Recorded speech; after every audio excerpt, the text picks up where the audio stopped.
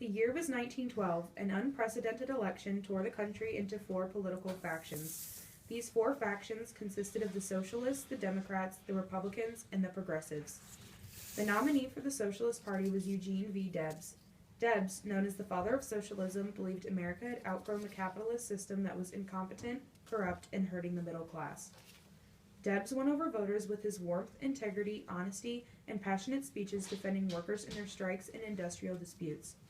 Debs, with the support of his loyal following, earned 6% of the popular vote and became part of a prestigious group that many third parties aspire to be.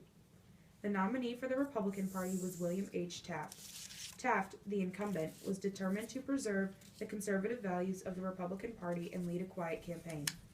He believed in high import tariffs, limitations on child and women's labor laws, and workmen compensation laws.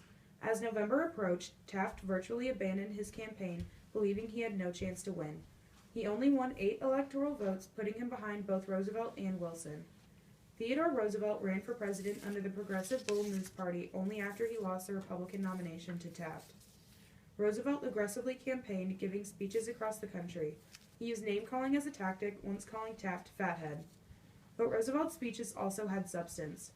He spoke in favor of minimum wage laws, women's suffrage, conservation, safer work environments, the 8-hour workday, and regulating monopolies. Roosevelt received 88 electoral votes and 27% of the popular vote. The nominee for the Democratic Party was Woodrow Wilson. Wilson was described as an eloquent, fresh-faced Southerner with modern ideas. Wilson called for tariff reduction, income tax reform, and the elimination of monopolies.